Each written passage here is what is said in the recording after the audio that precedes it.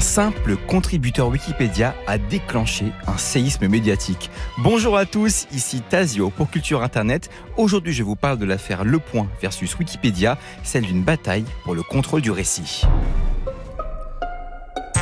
Il y a des affaires qui, à première vue, peuvent paraître anecdotiques. Une querelle entre un contributeur de Wikipédia et un journaliste du Point, un différend sur la manière dont un article est rédigé. Mais en creusant un peu, on comprend vite qu'on est face à quelque chose de beaucoup plus vaste. Tout commence avec Fred D, un contributeur bénévole de Wikipédia qui modifie la page du Point en s'appuyant sur des sources universitaires. Ces modifications ne sont pas anodines, elles évoquent un tournant populiste du journal et un rapprochement progressif avec la droite identitaire. Rien de scandaleux sur le papier, c'est une analyse qui s'appuie sur des faits documentés.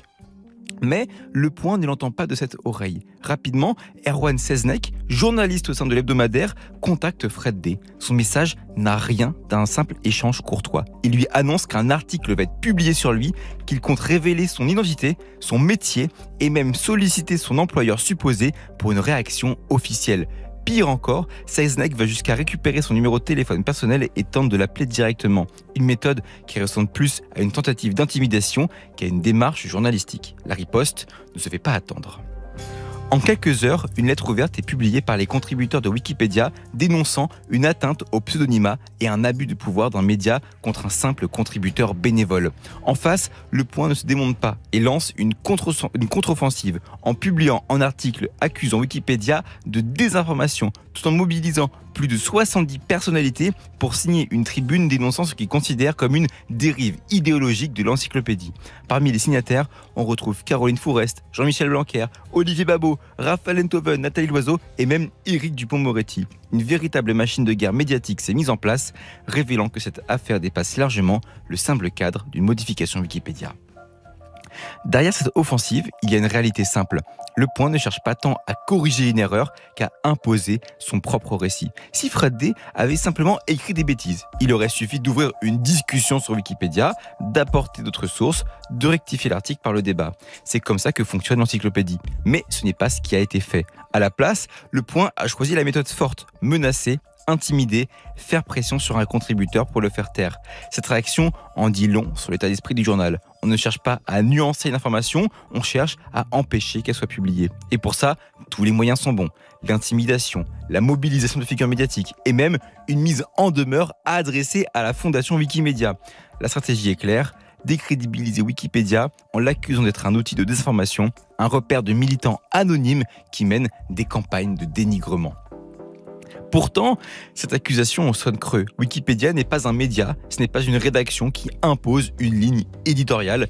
C'est une plateforme collaborative où l'information est validée par un consensus de contributeurs qui s'appuie sur des sources solides. Un système qui, malgré ses imperfections, fonctionne souvent bien mieux que certains médias traditionnels quand il s'agit de vérifier des informations. Mais surtout, l'attaque de Le Point tombe dans une contradiction flagrante. En dénonçant la prétendue subjectivité de Wikipédia, ils appliquent exactement les mêmes méthodes que ceux qu'ils critiquent. Ce journal, qui se revendique du journalisme objectif, n'a aucun problème à mobiliser un réseau de personnalités médiatiques pour défendre son image, tout en exerçant une pression directe sur un bénévole isolé. Et l'ironie, c'est que cette stratégie ressemble à s'y méprendre aux méthodes de l'extrême droite, qui elle aussi s'attaque régulièrement à Wikipédia, sous prétexte qu'il ne relèverait pas assez ses vérités.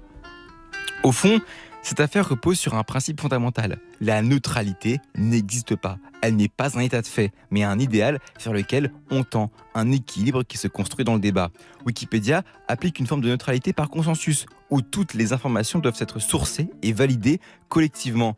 Le Point, lui, prétend être un journal objectif, tout en cherchant à influencer directement la manière dont il est perçu sur une plateforme extérieure. Ce n'est pas la manipulation qui les dérange, c'est le fait de ne pas pouvoir imposer leur propre version des faits.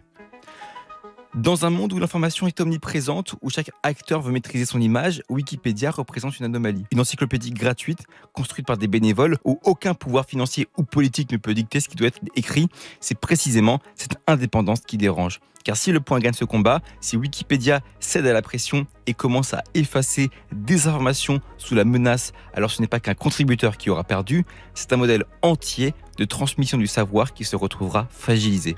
L'enjeu dépasse largement cette querelle entre un journal et une encyclopédie et pose une question bien plus fondamentale: qui contrôle le récit de notre époque et jusqu'où certains sont-ils prêts à aller pour imposer leur propre vérité ?